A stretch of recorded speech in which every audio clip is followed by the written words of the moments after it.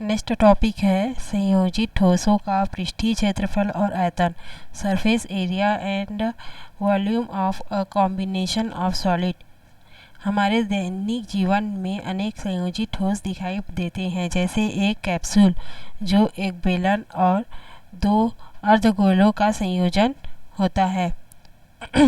ये अर्धगोले बेलन के छोरों में लगे होते हैं। इसी प्रकार खिलौना जिसका आधार अर्धगोला तथा उसके ऊपर शंकु होता है, इसलिए संयोजित ठोसों के पृष्ठीय क्षेत्रफल एवं आयतन की गणना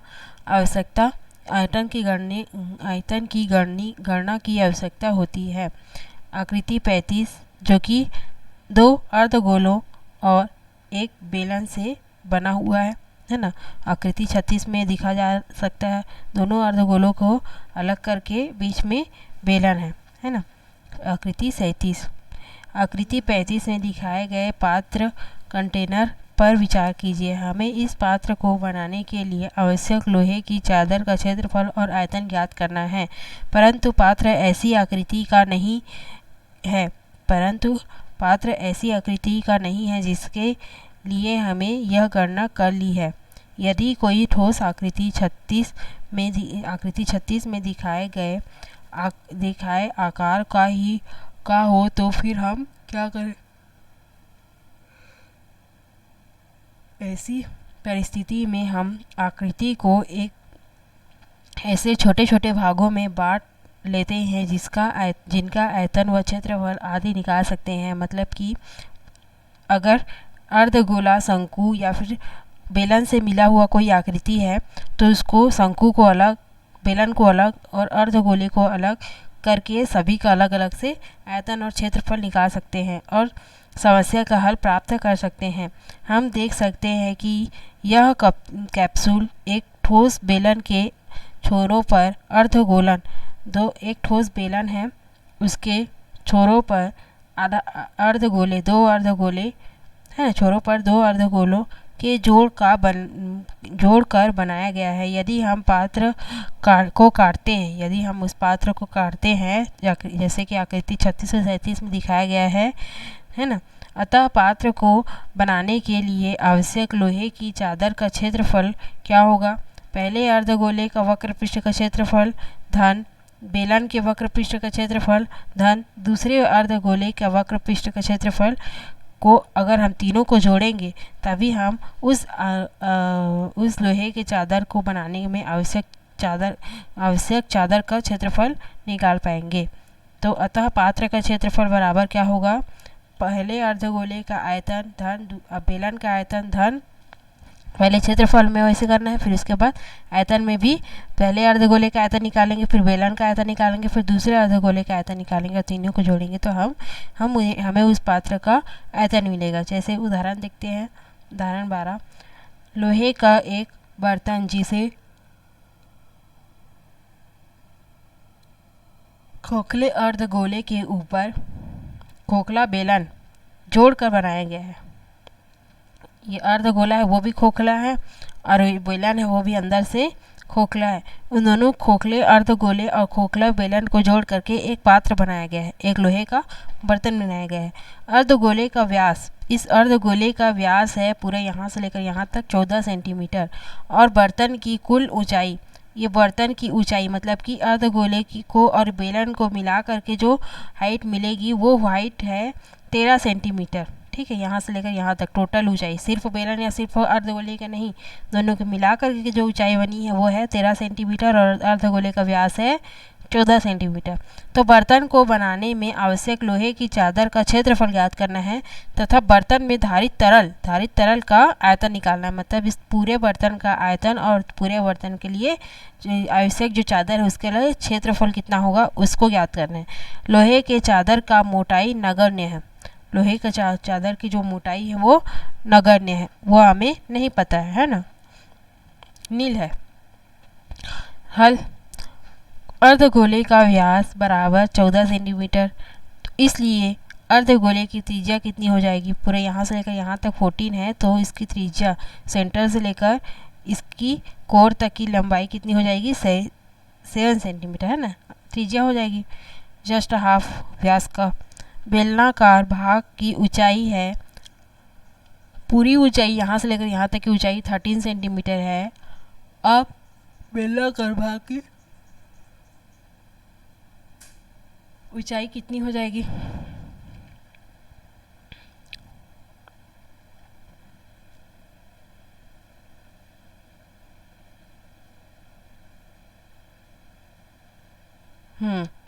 इस अर्धगोले की त्रिज्या है 7 सेंटीमीटर। यहाँ से लेकर यहाँ तक 7 सेंटीमीटर है, तो यहाँ से लेकर यहाँ तक भी सेंटर से लेकर हर कोने तक इसका 7 ही सेंटीमीटर होगा। ये भी 7 और ये भी 7 है ना।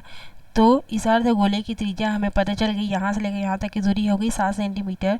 तो इस अर्धगोले का बेलनाकार भाग का बेलनाकार जो भाग है उसकी ऊंचाई कितनी हो जाएगी, यहीं से लेकर ऊपर तक की हाइट, यहाँ से लेकर ऊपर तक की हाइट हो जाएगी। इसकी बेलनाकार जो बर्तन है उसकी ऊंचाई हो जाएगी, है ना।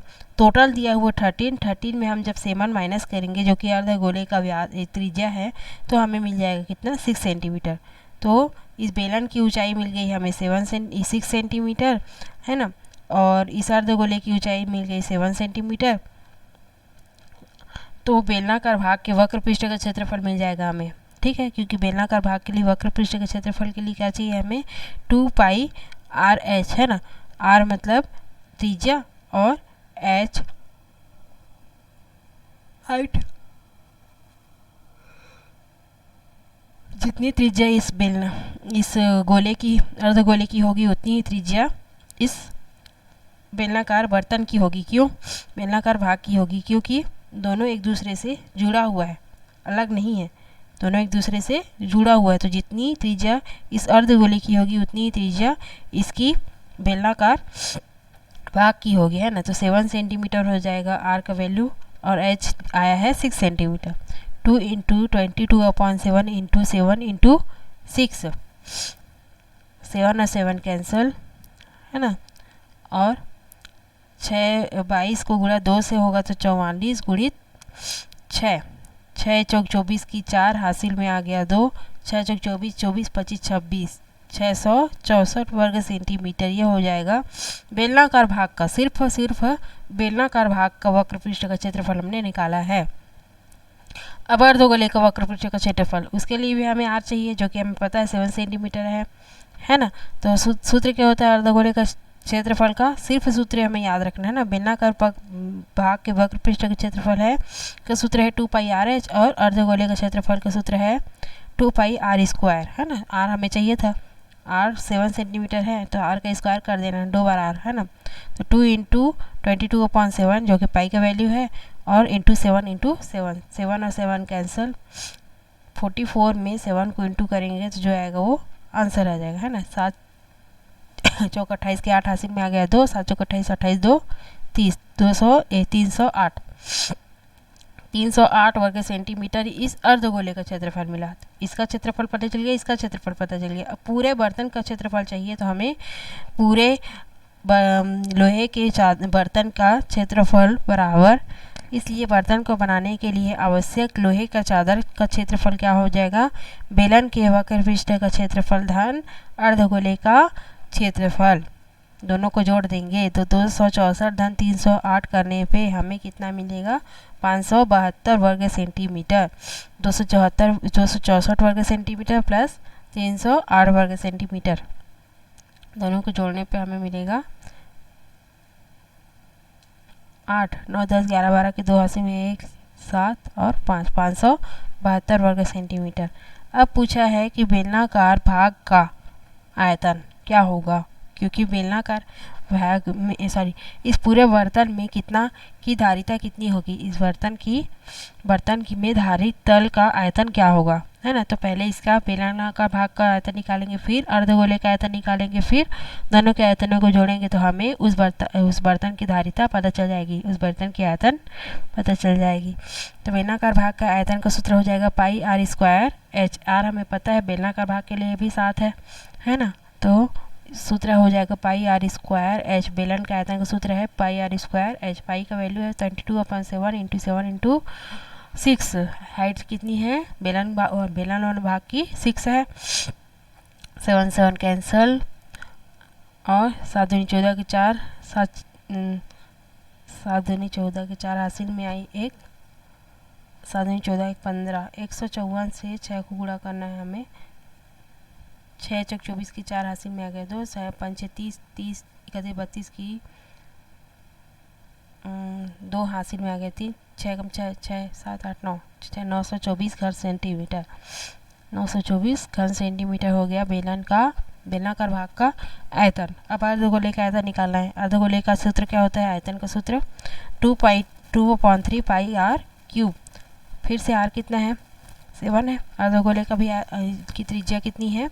7 सेंटीमीटर है। तो 2/3 इंटू पाई का वैल्यू है 22/7 इंटू 7 इंटू 7 इंटू 7, 7 और 7 कैंसल और 22 इंटू 44 और नीचे में कितना बचा है? इंटू 7 बचा है और नीचे में 3 है ना। इन सब को गुणा करने के बाद कितना आएगा? 718.6 घन सेंटीमीटर। गुणा करने के बाद 3 से भाग करने के बाद, है ना। तो इतना आ गया अर्धगोले का क्षेत्रफल। इस अर्धगोले का आयतन तो उस बर्तन में धारित पानी की मात्रा या फिर उस बर्तन का पूरा आयतन, पूरे बेलन और अर्धगोले को मिला करके उस पूरे बर्तन में कितना पानी आप रख सकते हैं या कितना जल तरल पदार्थ आप रख सकते हैं, उसकी धारिता कितनी होगी, उसी को आयतन कहते हैं, है ना। तो उसका आयतन कितना होगा वो कैसे पता चलेगा? बेलन के आयतन को जोड़ेंगे अर्धगोले के आयतन से। तो बेलन का आयतन 924 आया था और अर्धगोले का आयतन आया है 718। दोनों को जोड़ने पे कितना मिला? 1642.6 घन सेंटीमीटर। आयतन को हम घन सेंटीमीटर से लिखते हैं। इकाई क्या होती है? आयतन की घन सेंटीमीटर होती है ना। तो घन इकाई होती है और यहाँ पे सेंटीमीटर है, इस वजह से सेंटीमीटर लिया है। तो 1662.6 सेंटीमीटर ये हो गया उस बेलनाकार बेलन और अर्धगोले से मिला करके जो आकृति हमारी थी उस लोहे के बर्तन का आयतन हो गया, है ना। यह दूसरा आंसर हो गया और उसका क्षेत्रफल निकाला था हमने पहले, ठीक है। तो क्षेत्रफल और आयतन इस प्रकार से अलग अलग से निकाल करके जोड़ा जाता है, ठीक है। अब इन्हीं पे आधारित प्रश्नावली 5 में कुछ प्रश्न है। कितने प्रश्न हैं? 5 टोटल 5 प्रश्न हैं। इन 5 प्रश्नों को हमें संयोजित आकृतियों के आधार पर बनाना है, ठीक है। नेक्स्ट वीडियो बनाएंगे।